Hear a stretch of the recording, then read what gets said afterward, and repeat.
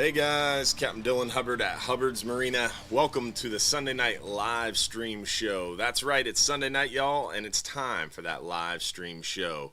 We're going to be talking fishing, answering questions, telling you what's going on now, what's coming up, talking about the weather, and we're giving away free fishing trips. That's right, $1,500 in free fishing trips. All you have to do is sit back, relax, enjoy the show. How you enter to win is really simple. You go to Facebook and you find the Hubbard's Marina page, you find the live video, you comment one time. You can comment where you're watching from, say hello. Just comment once and you're entered for a chance to win on the Hubbard's Marina Facebook video. You can watch on YouTube, you can watch on Instagram, on TikTok, on Kick, Trovo, Twitch, whatever platform you want to watch on, you're more than welcome to watch there, but you do have to comment one time on the Hubbard's Marina Facebook stream to be entered for a chance to win during the live show giveaways. Then you have to watch the entire show live, because if you happen to be picked as one of those lucky winners, you've got 5 minutes or less to text us your full home address to prove you're watching live. So you got to watch the show live, you got to comment once, and you're entered for a chance to win. Want to make sure we give a shout out to our friends over there at Gator Jim's Tackle, 3301 Pinellas Point Drive South in St. Pete. If you haven't stopped by to see our friends over at Gator Jim's Tackle, you're missing out. Huge selection, killer deals, awesome people, really cool tackle shop over there, 3301 Pinellas Point Drive South in St. Pete. Stop by and tell them Hubbard's Marina sent you. Also want to make sure we give a shout out to all the supporters out there watching the show. Our supporters club is only $4.99 a month to join, less than $5 a month, less than a cup of coffee, and it gives you a whole month membership in that private supporters group. You get access to the private group, you get behind the scenes info, more connectivity, and you get a little bit of advanced information, plus you get access to our free weekly after show that we do after the main live show. So definitely join us in the supporters club. It's a lot of fun. Again, only $4.99 a month, and Josh is going to drop that link into the chat for you guys if you want to join. We'd love to have you. Also want to make sure we give a shout out to all those star senders, for those watching on YouTube, on Trovo, on Twitch, on Instagram, on TikTok, on Kick.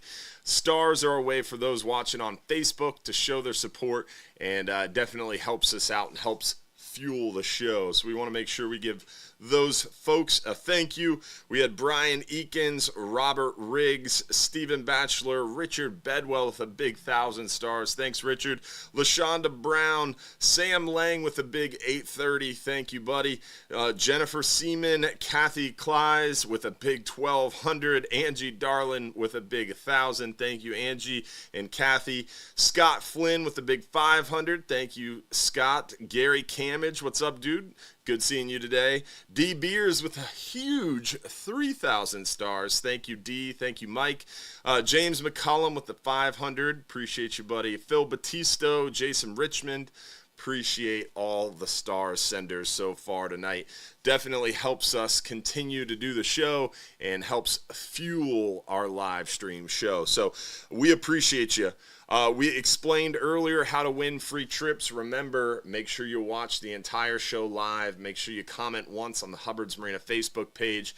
And it helps if you like the page, like the stream, give us a thumbs up, subscribe, all that good stuff. It really helps us out. So make sure you do that too.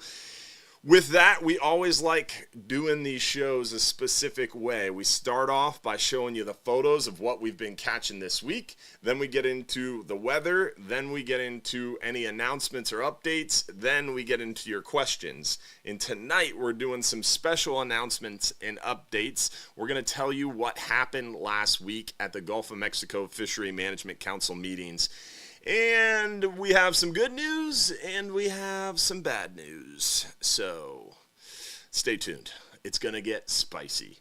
So we'll see how that goes. So first things first, let's start with the photos and show you guys photos of what we've been catching this week. what's going on inshore. Then we're going to work our way near shore and offshore. Then we're going to get into the weather, then the announcements, then your questions. Remember, if you have a question, comment, you just want to say hello, text it to us at the phone number at the bottom of the screen. Your comments are appreciated, but they go by really fast, so we don't get to see all the comments, especially throughout all the different platforms and pages we're streaming to. So if you want a question answered live during the show, definitely drop a text to us at the phone number on the screen. Our main office number is the phone number you want to text your questions into to get them answered live during the show. All right, with that, let's get into these photos and show you what we've been catching. Inshore right now, we've definitely been seeing some nice redfish action. The redfish action has been prolific throughout the area. This is that time of year where the redfish start to slow down a little bit. We start to see them kind of slow down as things warm up. It is February still, but things are already warming up, surprisingly. We don't have any cold fronts in our near forecast, so potentially we're going to see that warming trend continue, and that means those redfish kind of disperse a little bit. They get a little less concentrated, a little less aggressive. So this is a good time of year to capitalize on that last little push of redfish. Unless we get some more cold fronts and things cool off again, then it kind of keeps those redfish concentrated a little longer. But right now it looks like potentially it's going to warm up pretty quickly. Water temperatures a week and a half ago at Egmont Key were 53 degrees. It's already warmed up yesterday. I was looking at it, was 59 degrees. Let me pull it up right now and show you what's going on. Let's see. It's 62 degrees. So it's warmed up even more. So it went from 53 degrees a week and a half ago all the way to 62 degrees. This week we've got 3 days where the high temperature is going to be in the 80s already in February. So things are going to continue to warm up. So things are going to be transitioning. Things are going to be moving. The fish are going to start feeling this and reacting to it for sure. As you can see, though, a lot of redfish action going well throughout the area. The sheep's head still, like the redfish, this is that time of year where you get that last opportunity for these sheep's head. These sheep's head, they love the cold fronts. They love the murky water. They love the cooler water. As it starts to warm up and clear up, the sheep's head disperse. So if you want to get some sheep's head, I'd get out there on the water and take advantage of that concentration now before they do spread out as things warm up. But the sheep's head bite has been pretty darn good.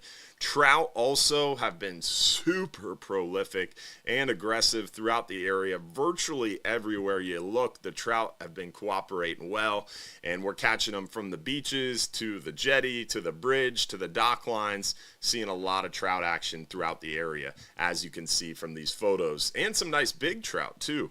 So some solid action, good opportunity to capitalize on the trout around Tampa Bay, from the back bay and upper bay waters to the creeks, all the way out to the passes, dock lines, flats, mangrove shorelines. Virtually anywhere those trout can stage up and ambush passing baits, you're going to find them. So definitely a good opportunity for the trout action right now.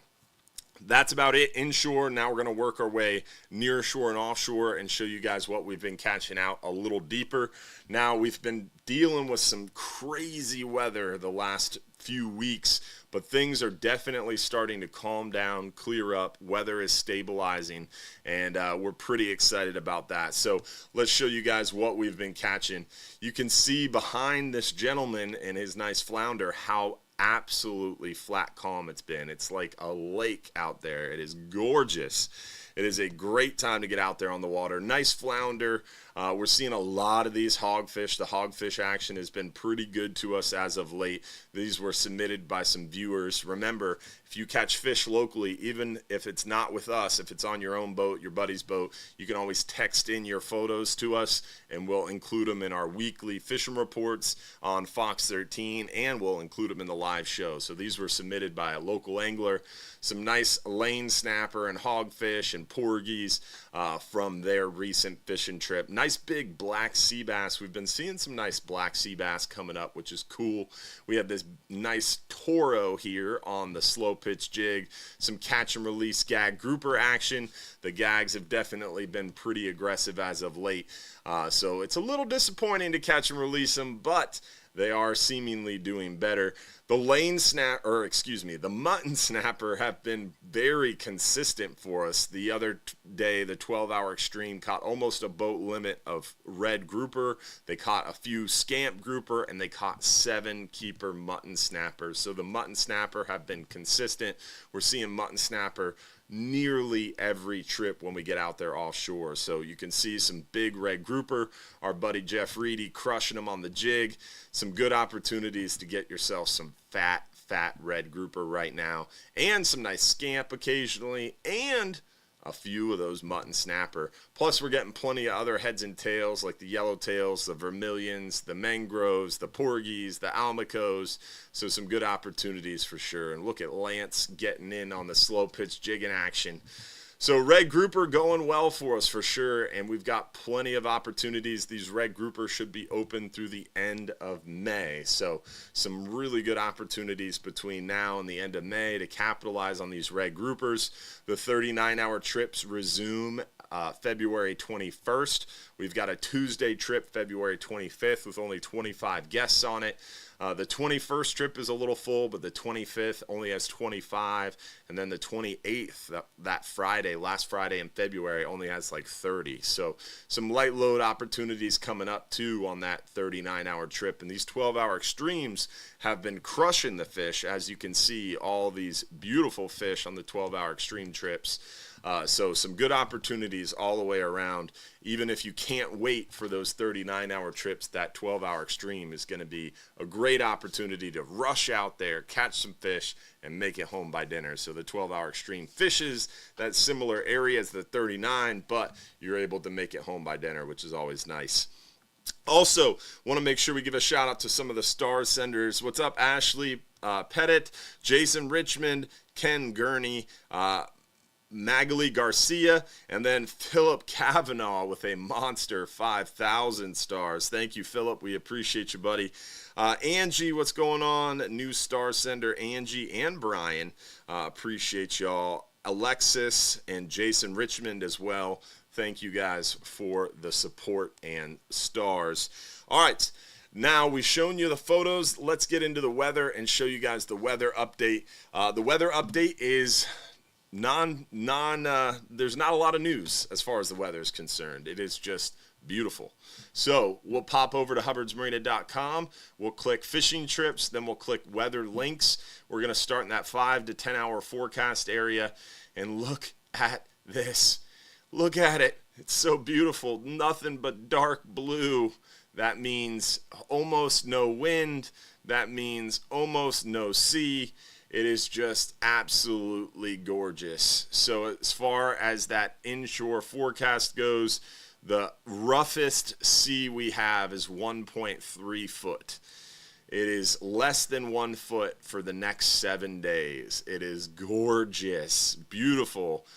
So tomorrow is absolutely fantastic. We've only got 12 people going out with us tomorrow on the half-day fishing trip, and it's spectacular out there. Flat calm, beautiful. It's like a lake. This is a great time of year to get out there and have a good time out on the water. So hopefully you can come out and join us. Like I said, tomorrow is a super light load on the half-day trip. David Smith, appreciate those stars, buddy. All right, so nothing to talk about weather-wise. There's really nothing going on. We are on the tail end of a new moon. Really, at this point, we're on the front side of a first quarter moon. That first quarter moon is going to be happening this Wednesday. Then as we get through this work week, we're going to be on the front side of a full moon. Once we approach this weekend, that full moon effect will be starting to be felt.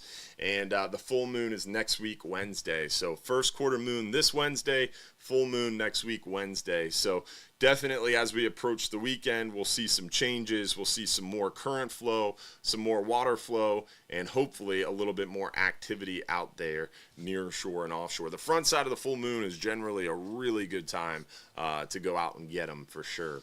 All right, so we've shown you the photos. We've talked about the weather. We've talked about the moon phases. It's time to get into some announcements. And then once we finish our announcements, we'll get into your questions. Remember, if you have a question you want answered live during the show, you got to text it to the phone number on the screen. Don Shuett, what's up, buddy? Appreciate those 1,000 stars, my friend. Thank you. All right, so let's get into the announcements. But before we start the announcements, let's do our first free trip giveaway of the night. Let's go ahead and give away a 10-hour all day. One lucky winner, 2 guests, 10-hour all day.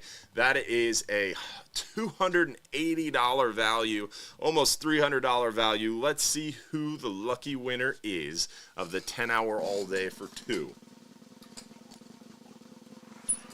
Phil Batisto from Nokomis, Florida. Congratulations, Phil, on that lucky win of the 10-hour all day for 2 guests. I almost said 5 hours. Almost tricked you. So congrats on that, Phil. We still got a 5-hour half day for 2 and a 39-hour to give away too. So don't go anywhere. Remember, you got to watch the show live. If you're picked as one of the lucky winners, you got 5 minutes or less to text us at the phone number on the screen. Remember, you enter by commenting on the live stream. That's how you enter to win. All right, announcements. I said I was going to talk to you guys a little bit about that golf council meeting. So, good news first, because I like talking about the good news more than the bad news. So we'll start with the good news first, and then we'll get into the bad news. The good news is we got what we wanted on the lane snapper side of things. So we've talked in the past about lane snapper being super healthy. We're seeing more lane snapper. They're getting bigger. We're catching them in more areas. So lane snapper are super healthy. There's a lot of them. The problem is the quota is getting hit. And as we hit that quota, they have to have these closures. Lane snapper closed this year before the end of the year, and it's super frustrating when that happens. So we're trying to avoid lane snapper closures. In order to do that, a short-term fix was lowering the fishing mortality just a little bit in order to make that season longer. So at this meeting this past week in New Orleans, we were able to convince the Golf Council to vote to increase the minimum size limit of lane snappers. So instead of 8 inches, lane snapper will have to be 10 inches to keep. So a little increase, not much, but it's enough to make sure that we don't have closures in the coming years. That will not help us this year, though, because they just voted on that rule. It's going to take probably 6 to 10, maybe even 12 months to make that regulation advisement. Remember, the Gulf Council is an advisory body. So they advise NOAA this is what they want the regulation to be. So it's going to take NOAA a while to make that regulation. So most likely we won't see that regulation actually become law until the end of this year, maybe even the start of next year. So it won't really help us this year, so there's still a chance we could see a lane snapper closure at the end of this year. Hopefully we don't, but there is potential for it. 2026, we shouldn't see a lane snapper closure because we'll have that bigger size limit in place, hopefully. Now, that's a short-term Band-Aid, though, because if we take the minimum size limit from 8 inches to 10 inches, that means people are going to be keeping even larger lane snapper. So it is going to cause that quota to still get hit. So in the short term, the first couple years, that'll work. But as the biomass catches up and sees the effects of that bigger size limit, that bigger minimum size limit, the fishery will get healthier, and then all of a sudden you start to hit the quota even more. So long story short, it's a short-term Band-Aid. What we need to do is make the quota bigger. So in addition to changing the size limit from 8 inches to 10 inches, we were able to convince the Gulf Council to urge the Science Center to use a new indice of abundance for their stock assessment, or really their interim stock assessments on these lane snapper. They do what's called an interim analysis, and that interim analysis basically looks at the health of the stock, takes a snapshot in the beginning of the year, and it allows managers to kind of update the stock level and the stock catch recommendations each year. But they've been using the headboat data to update that. And the problem is the headboat update is restricted by the headboat quota. So at the end of the year, when they close the fishery, it's not really a good indice of abundance because it doesn't really capture the true health of the stock. Plus, it's only looking at head boats, which is a very small portion of the fishery. So we convinced the council to convince the Southeast Fishery Science Center to look at using what's called the G-Fisher Composite Index, which is a camera array that's stratified random sampling throughout the Gulf of Mexico topography in the eastern Gulf where lane snapper live.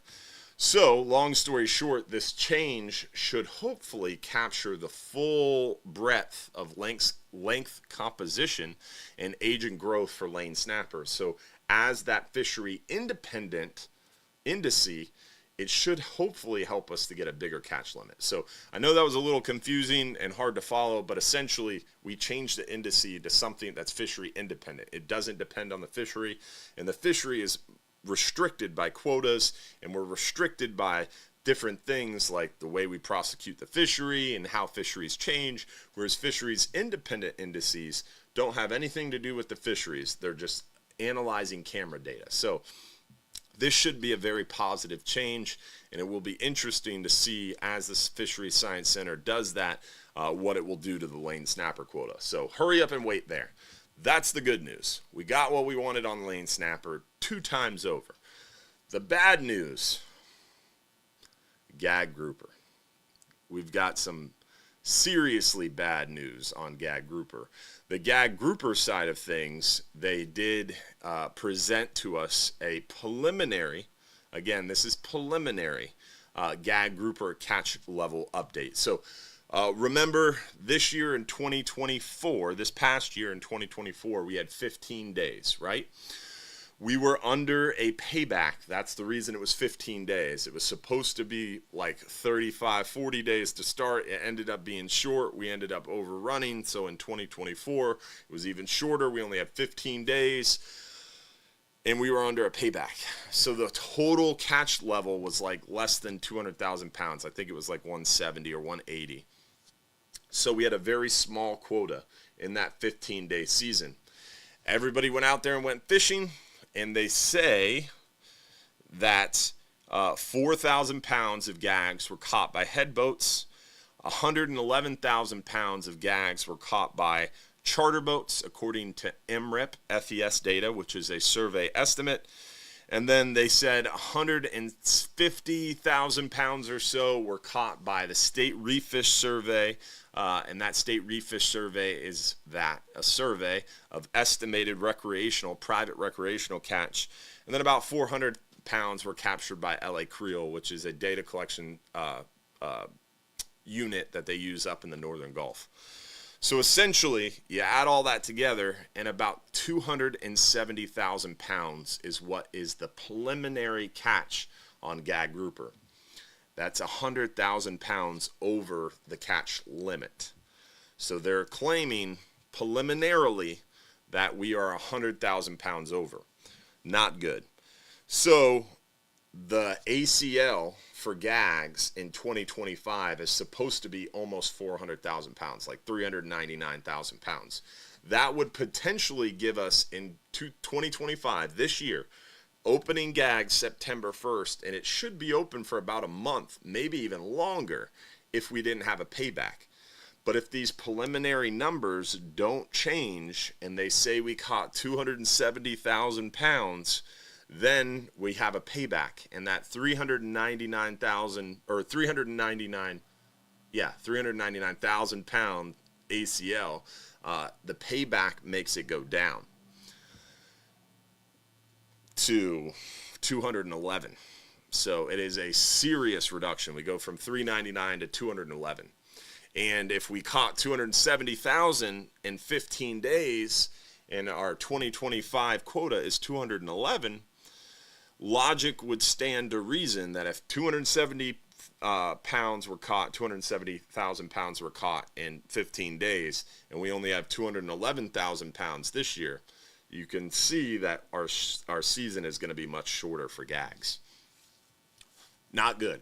Not good at all. But again, it's preliminary, and things can change, and hopefully things will change. FWC is working with NOAA OST, the Office of Science and Technology, and there are some outliers in the data, and hopefully they can smooth some of that out and lower the PSE, or percent standard error, of that recreational catch, potentially lowering the catch number, and then we won't have such a payback, hopefully.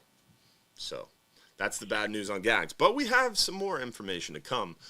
But before we get into the rest of it, Capt Mike Anderson's on the line. What's up, buddy? How are you, my brother? Good. I'm glad you called. Just the perfect time to catch the end of that. I don't even want to know. Yeah, we'll save it for this Saturday. I appreciate Get that. you all Let's fired just up on Saturday morning. Yeah, right before I go to the gym, that'll be a better time than right now. Oh, yeah. It's a good one.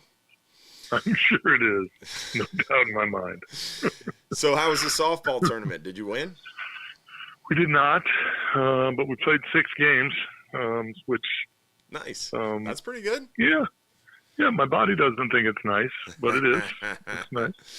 Little tired, are we? Yeah, just a little bit up, but it's all good. It's all good. Nice. But yeah, I had some fun. Got to, recharge the batteries a little bit, so it's all good. Ready to get on the water this week and catch some fish. Looks like a beautiful week. Yeah, it is absolutely gorgeous out there. I mean, the weather report, I was talking to Dave Osserberg from Fox 13 News this past week after our fishing segment, and he said the advanced models don't show a cold front making it down to our area for the next couple weeks. So, wow. Yeah, it's pretty interesting. I know you were giving me a little bit of heat weekend before last on the radio show when I was saying, hey, things could start warming up, things could start changing early. And you're like, hey, man, it's February. February can still be cold. But right now, I don't know, dude. It's shaping up to be a warm February. Well, let's just hope it doesn't get too warm too quick. Yeah. That's never that. Again, I don't want it to be 30 degrees either. Or even 40 for that matter. But we don't need 85, 90 degree weather in February. It just it'll be counter-effective to everything that we just had. Yeah. Which I know is kind of miserable, and there's a lot of days we couldn't get on the water, but it's really, really good for spring, and it's really good if it doesn't come in February. Yeah. It's just too early, man. It's just too early. We don't need it that early. I'm looking at the 7-day forecast, and it is in the 80s 5 out of 7 days. I know it. 5 out of 7 days. That's in the 80s. I like these long stretches where it warms up and gets humid. I don't like that water temp being in the 50s. But I don't like the long stretches of 85 this time of year. It's just not. Yeah. It's just not good for it. The water gets too hot too fast, essentially. It does. Yeah, and it gets the tarpon and everything moving real early. And if they move early, they spawn early. Your season gets a little shorter, actually. Mm-hmm. You know what I mean? I mean, it just kind of boogers stuff up for us that fish for a living anyway, so. But we'll grind through it either way. Mother Nature does her thing, and we got to react to it, so it'll be all good. I know the big trout bite is absolutely ridiculous right now. It's absolutely ridiculous. I'm hoping to get a day to just get on the skiff this week and go play by myself and catch some by myself, but we'll see. I might have to just live vicariously through my customers, but there's some really, really big trout up in some skinny water right now. So, it's a really cool time of the year. The artificials are working really well. That water temp's still down. Fish are super active. They're aggressive. This is the time of year. If you love to throw artificials, man, get out there and crawl them plastics across the bottom. Throw those Miradines, things like that, and you will absolutely crush them. That's awesome, man. So, the Miradines are what you're throwing right now? Yeah, Miradines, and I'm a huge mirror lure provoker fan. Yeah. I love that jerk bait. I think it's absolutely phenomenal. The big trout really, really crush it. Bone silver is a color that I don't see a lot of other brands don't have anything like it. Mm-hmm. That bone silver in the 5-inch mirror lure provoker is just, I don't know what they think it is. I don't know how it exactly triggers them, but I've got bags and bags and bags of them, and they will be tied on and ready to be thrown all week. So nice. It should be a really, really good week. I'm excited. Redfish bite's been hot. A lot of sheephead, a lot of big sheephead too as we roll into February. So it's really good fishing. On that side of things, if it really does warm up into the 80s for 5 out of 7 days, and that water temperature at Egmont Key at least went from 53 degrees like 9 days ago, now it's already 62. So if that water temperature keeps skyrocketing like this and that water clarity is just so beautiful, it's crystal clear, what does that do? Don't the sheep's heads start to retreat pretty quickly, or do they stay concentrated just because it's still February? Yeah, I think they're going to stay. I think they still, if I'm not mistaken, from everything I've ever seen, February is the spawn for the sheephead. That's why we usually get our bigger, and if you notice, if you're watching your social media, lots and lots of big sheepheads starting to roll in. Okay. And that's usually what happens. So I would say this next full moon is probably their spawn. And again, I could be off, a moon here, a moon there, but it's right here in February somewhere when we normally see the really big females make a push. And sometimes you get some females, especially when you're as cold as we were. Yeah. Some of the last winters, those females waited till the last minute to really pour in here. This year we had some super cold water. So I think a lot of those big females came a little early, but I still think they're going to trigger on this moon, and that spawn's going to happen, and that's going to keep your sheephead bite really solid through February, even if they get a little harder to catch when that water gets super clean. But yeah, they do. They're finicky in murky water. They are. In clear water. 100%. So you got to drop your, I have 12-pound and 10-pound fluorocarbon just for that reason. Just because sometimes you got to really drop it down light to get the bite. But, again, I think February should still be solid for them. And again, a lot of it depends on how many of these days we have. Yeah. That water temp creeps up to 75 degrees, 76 degrees. That could be a problem, but we'll see and just have to, you're just going to have to, right. You're just going to have to adjust on the fly. And, the good news is, like I said, the big trout, and the big trout, all they'll do is they'll just move off. They won't be super, super shallow. They'll just move off into a little bit deeper water as long as it doesn't get too warm. Those big trout will stay around for a little while. So that bite should be really solid, at least through March, maybe into April. Yeah. So, that's good. The redfish bite's excellent. Really starts to warm up, they kind of spread out. Yeah, then they dump out. Yep. Yeah, I got then they'll boogie out. They don't like it too hot. We should, last year we had really, really good days on that small trout bite.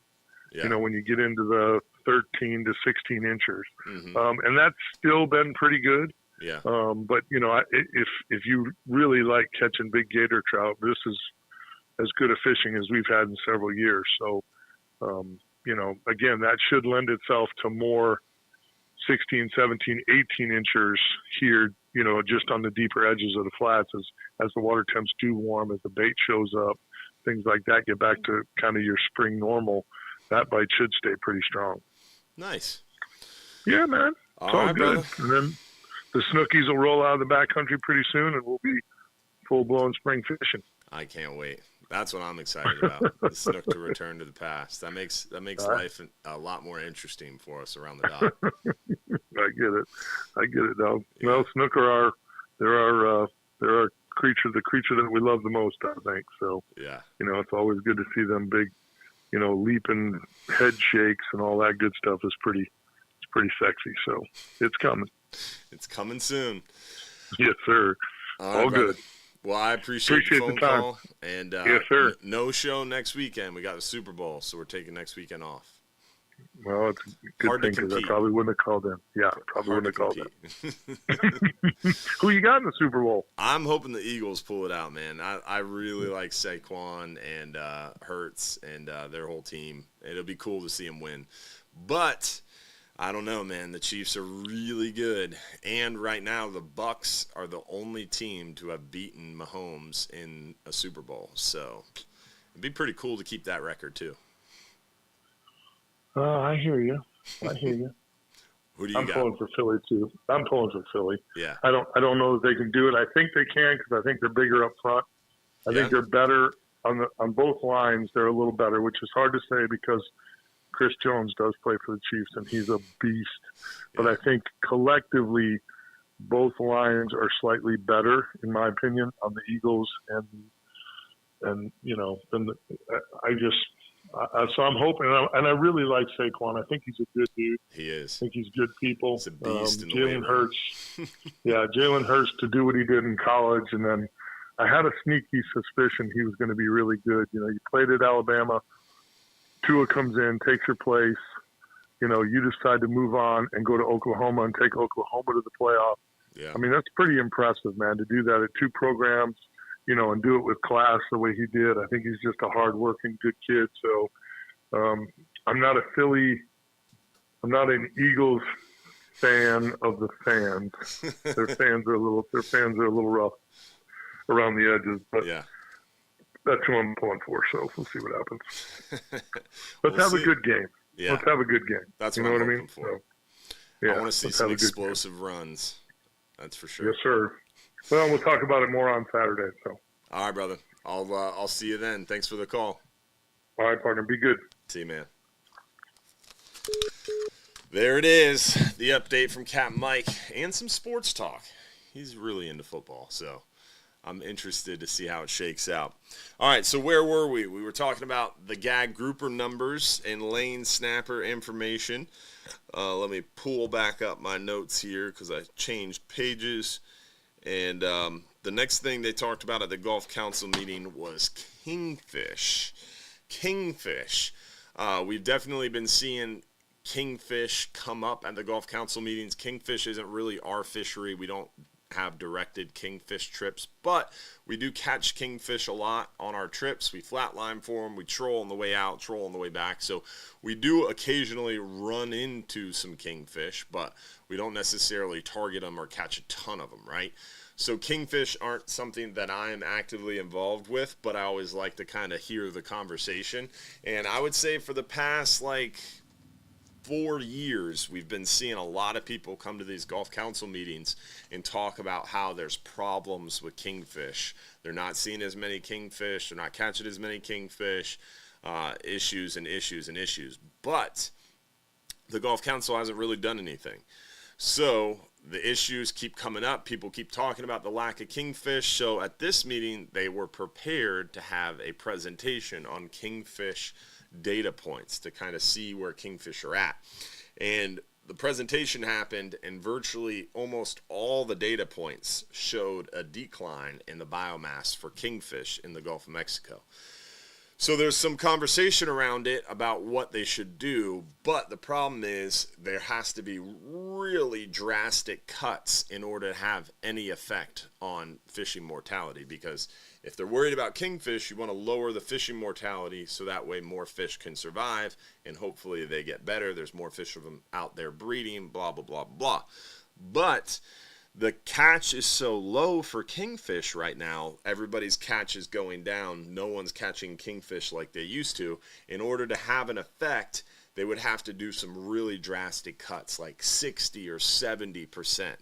And the Golf Council ultimately decided not to do anything because there is a kingfish stock assessment going on right now, and that should conclude probably sometime at the end of this year, early next year. So they wanted to wait for that kingfish data science to complete before they make any drastic changes to kingfish. So that was the conversation around kingfish. Scamp grouper, yellow edge grouper, snowy grouper. Big changes coming. Negative changes. Scamp grouper, yellow edge grouper, snowy grouper. We're going to see some 50, 60% cuts. Probably sometime 2026, 2027. They're talking about making scamp grouper a season. So potentially a 2, 3, 4, 5 month scamp grouper season. That's probably going to start 2026. So that's something we're watching and paying close attention to. And then also the yellow edge and snowy grouper is not a fishery we do, but a lot of people do prosecute that deep water fishery. Yellow edge and snowies are caught 400, 500 foot or more. So it's a deep water fishery, but they're talking about some pretty big cuts on yellow edge and snowy as well. Some people keep bringing up Gulf of America. So the Gulf of Mexico Fishery Management Council was named by an act of Congress. So no matter what your political leanings are, it is the Gulf of Mexico Fishery Management Council because it was named by the Magnuson-Stevens Act, which was enacted back in 1976 by an act of Congress, and that act of Congress named the Gulf of Mexico Fishery Management Council the Gulf of Mexico Fishery Management Council. So another act of Congress would have to happen. They'd have to reauthorize MSA, which is a very difficult task, in order to rename the Gulf of Mexico Fishery Management Council into the Gulf of America Fishery Management Council. So essentially, what they're going to be doing is just calling it the Gulf Council. So that's what's going to happen. They're going to start calling it the Gulf Council, but it's still the Gulf of Mexico Fishery Management Council, technically. The name of the Gulf is the Gulf of America. They've already changed it. It's already being written into state and federal registration. Actually, any new COI, Certificate of Inspection, you've received from the United States Coast Guard actually says Gulf of America. And so we're going to get a new COI on the Friendly very shortly, and that will say Gulf of America on it, which is pretty interesting. So we're going to start getting paperwork that says Gulf of America, but our permits still say Gulf of Mexico. Little interesting, as this name change will take a long time to actually start to take effect fully. The other thing, no, we had talked about everything. Lanes, gags, scamp, yellow edge snowy, and kingfish. Those were the big things discussed at this most recent Gulf of Mexico Fishery Management Council meeting. And then no show next weekend was the other announcement I wanted to make sure I made. Again, no show next week because of the Super Bowl. But right after that, every Sunday, 7:30 p.m. All right, let's do our next giveaway. We're going to give away a 5-hour half day for 2 guests. One lucky winner, 5-hour half day for 2 guests. Then we're going to get into your questions. So if you have any questions, remember, text them into the phone number on the screen. Text your questions in. The winner of the 5-hour half day for 2 guests, one lucky winner is Houston Diley from Ocala, another local. We had Nokomis, and now we have Ocala. Good to see it. Good to see it. Some changes. A lot of times it's all out-of-state folks, so tonight it seems to be Florida. All right, now it's time for some questions. Let's get into the questions and see what you guys have for us. Remember, you can text your question in to the phone number at the bottom of the screen if you do have a question that you want answered live during the show. As Josh pulls those up, remember, we've got red grouper until the end of May. We've got red snapper open in June 1st. It should be open through the end of August, maybe even into September. Gags will open September 1st. They could be open a week. They could be open 2 weeks. They could be open a month. I'm thinking more like a week right now, according to those preliminary numbers. So book early for gags. Jacks should be September and October. Red grouper, I already talked about. Red snapper, gags, amberjack. The next thing is triggerfish. They're open all year except for January, February, June, and July. All right, first question of the night.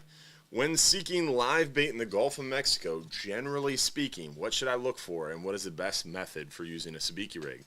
Most of the time, you're going to see live bait on the surface. And most of the time, if you're looking for live bait to go offshore with, you're going to stop at a bridge on the way out, like the Johns Pass Bridge, and throw a cast net. Or you can go buy some artificial reefs, some wrecks, those 3, 6, 9 mile wrecks and reefs. A lot of times they're going to be public information if you just search Pinellas County artificial reefs on Google or ChatGPT. It'll give you all the different numbers for all the different artificial reefs. There's like 27 of them that are public. So head out there to one of those artificial reefs. You'll find the bait. It looks like it's raining on the surface.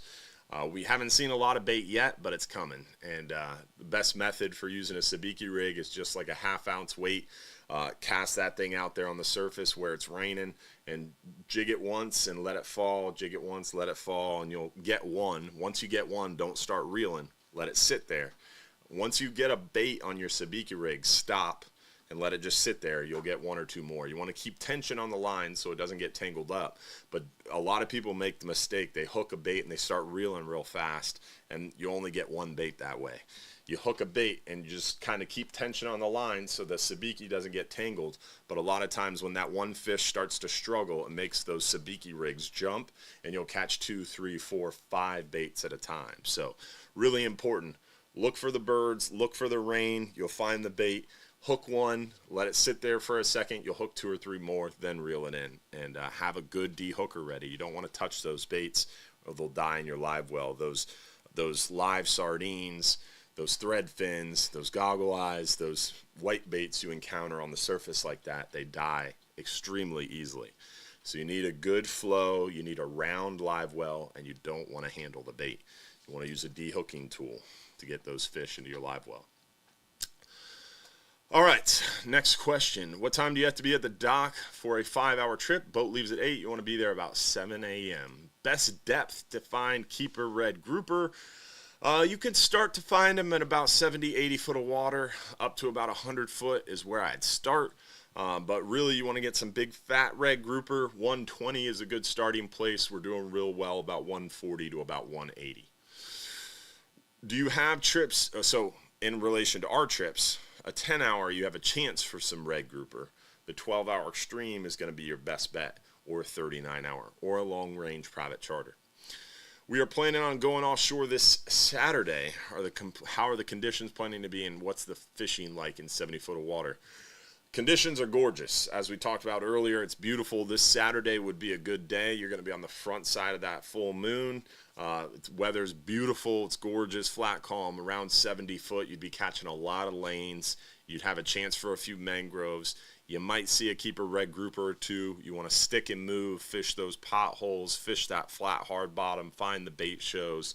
Drop down, fish for a little while. You might catch 1 or 2 red grouper. Then you want to move. There's not a lot of red grouper. They're spread out over a large area, flat, hard bottom, those little potholes. So you got to stick and move. Hit this spot, hit that spot, hit this spot, hit that spot, and keep bouncing around. That's how you fish for those red grouper, especially in near shore waters. You got to stick and move a lot more. Offshore, they get a little bit more concentrated, but not much. Do you think I'll be able to catch as much fish on the 12-hour extreme as I would do on the 39-hour? Absolutely not. The 12-hour extreme gives you a 12-hour trip.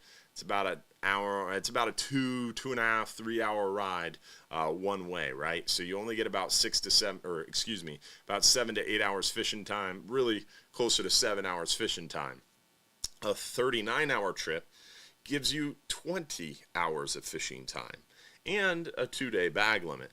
So with 20 hours of fishing time compared to 7 hours of fishing time, you can't compare apples to oranges. So a 39-hour is going to give you a lot more opportunity to catch a lot more fish.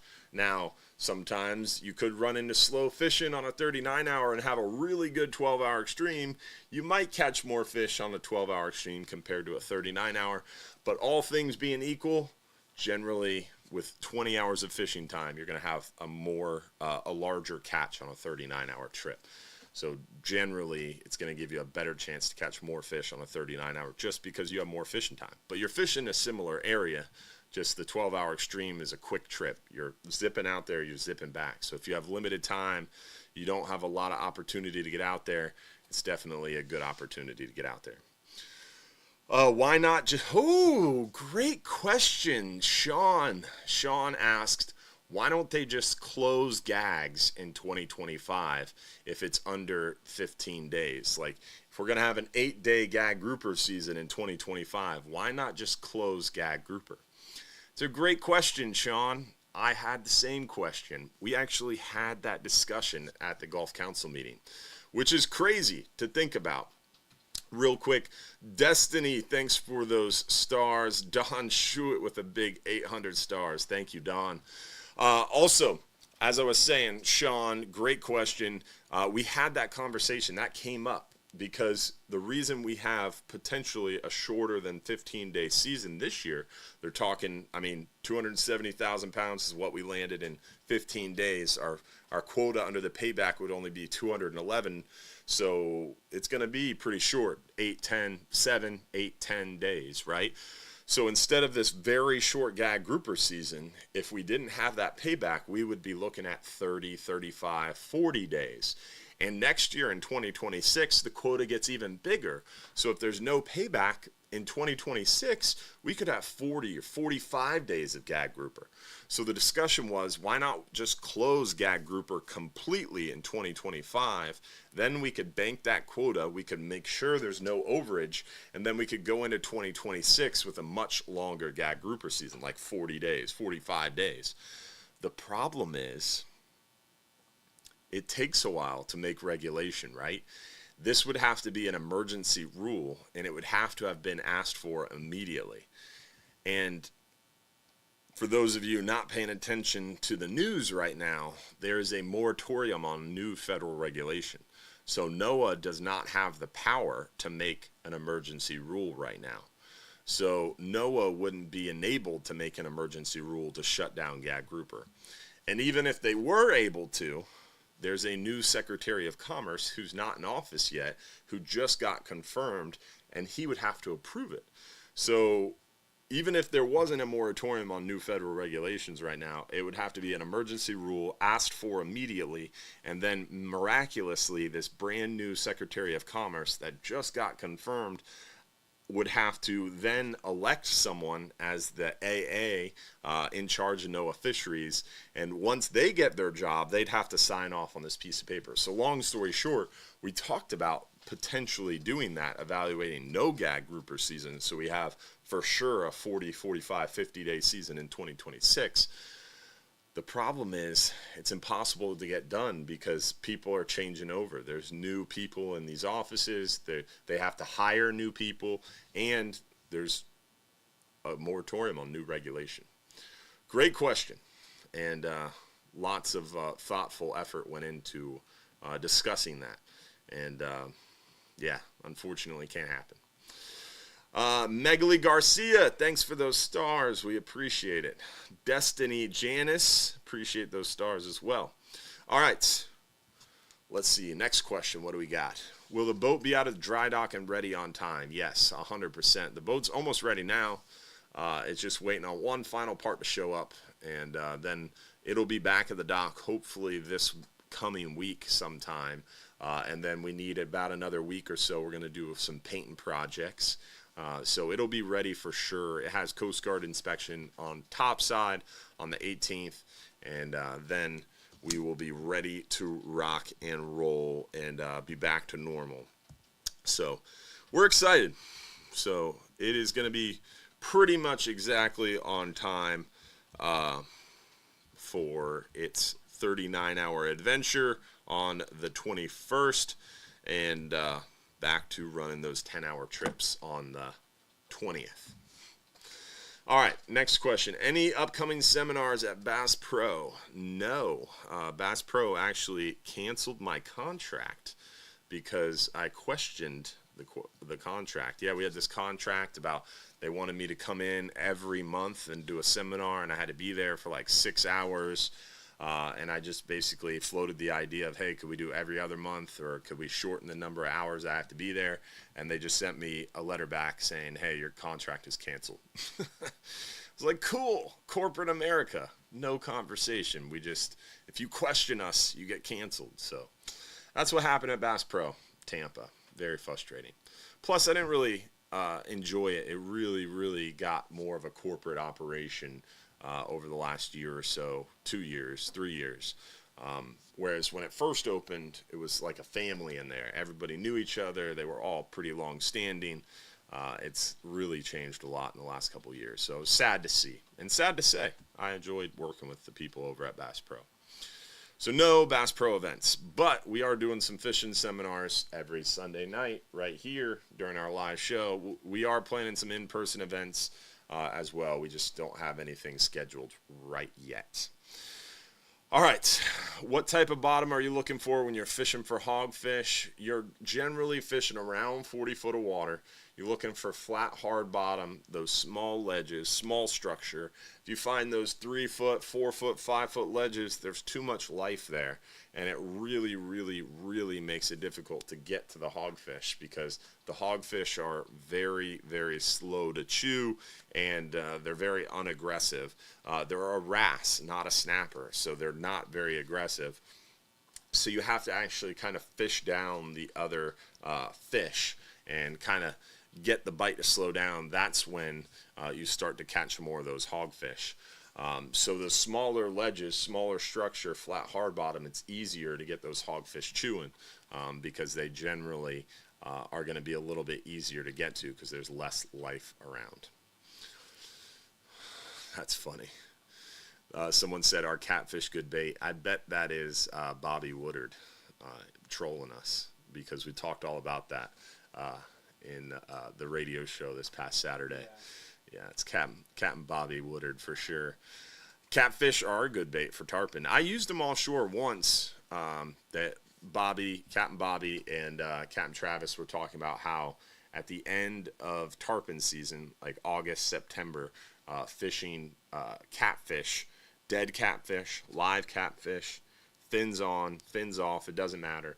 Around the, they were talking about the Myakka cutoff. I don't even know where that is. But also, you could fish up in the bay around, the rivers, even probably closer to the mouth of the bay. I don't know. I'd have to let Bobby speak on that. But essentially, catfish late tarpon season is a really, really good bait, apparently.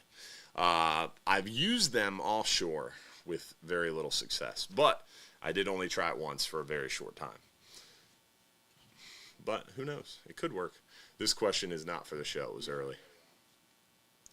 What's your thought on groupers inside of 20 fathoms out of Clearwater Pass? There's plenty of areas inside 20 fathoms to go catch and keep red grouper.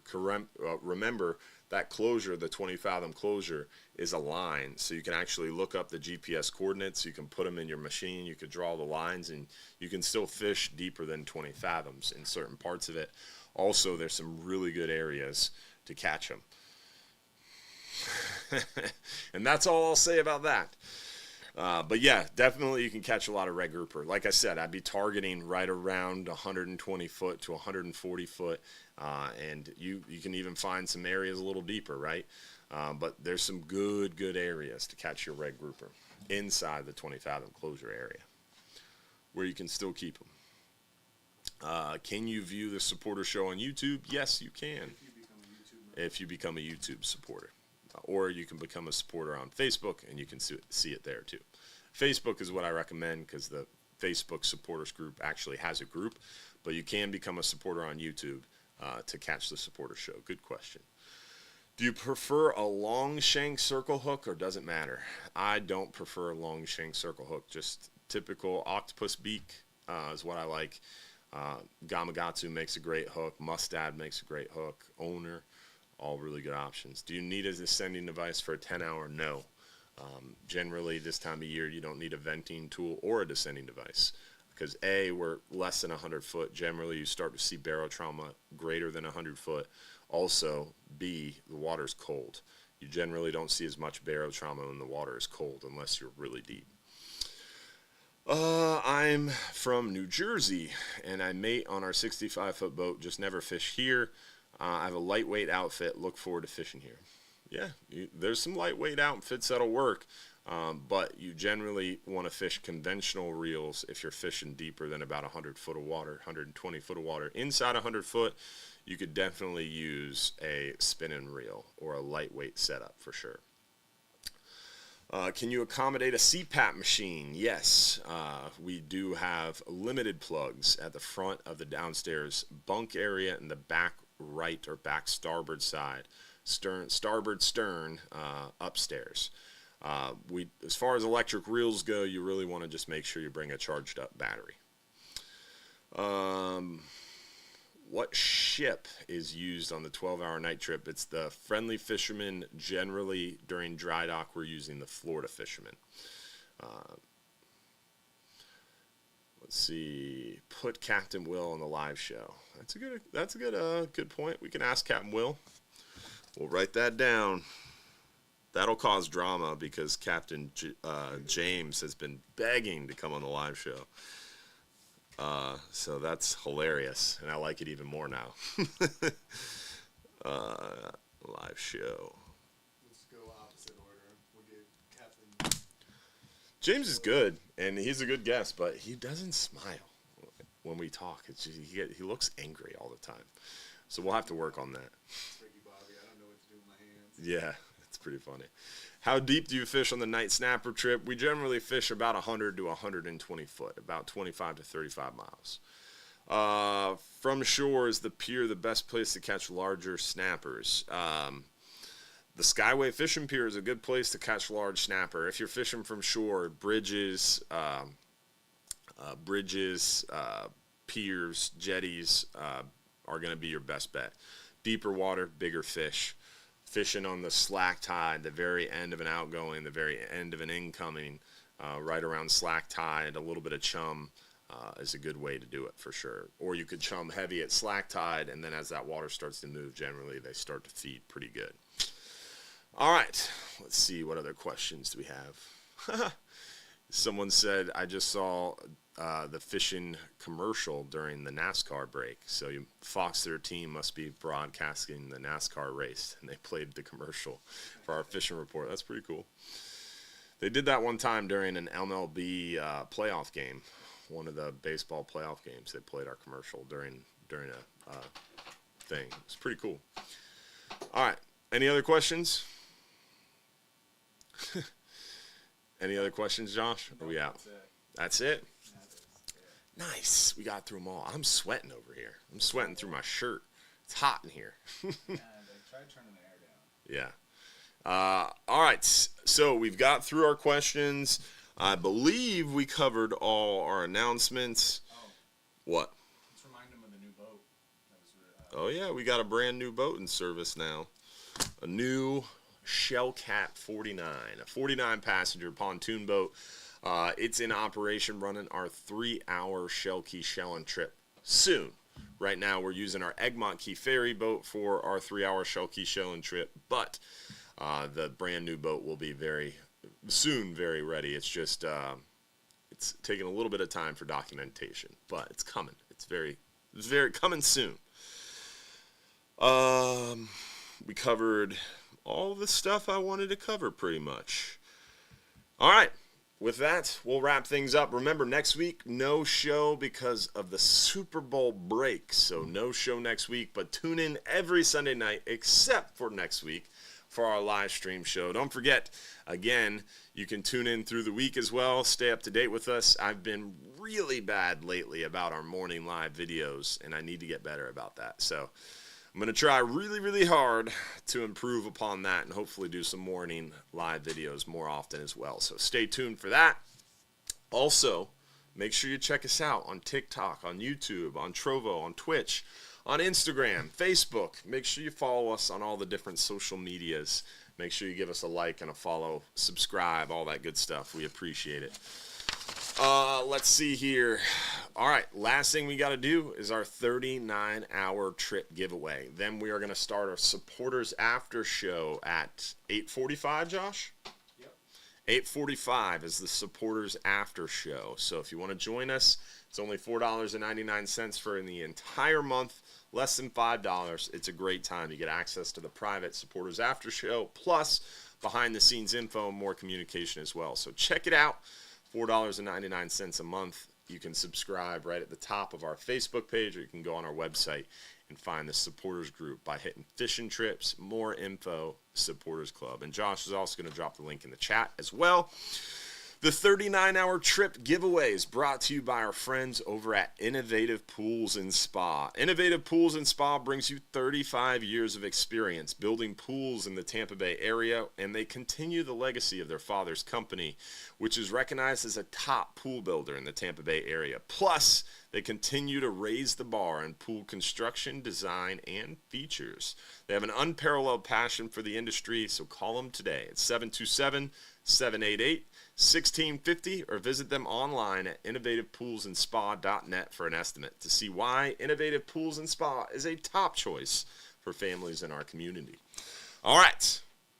39-hour trip giveaway for one lucky winner, one lucky guest on a 39-hour trip. Hopefully we'll see you this week on the boats. Remember, tomorrow's only got 12 people on that 5-hour half day. Super light load fishing is going pretty good for us. Plus, it's so gorgeous out there. So come out and join us tomorrow on that super light load 5-hour half day. Hopefully we'll see you this week on some of the trips. Don't forget that 12-hour extreme is crushing them, and some super light loads on that too. So hopefully we'll see you on the water. Don't forget, if you're too busy to go fishing, you're just too darn busy. Let's see who won a 39-hour trip for one lucky winner. Winner is Steve Hardy. Congratulations, my friend. Another local winner from Brandon. So lots of Florida tonight.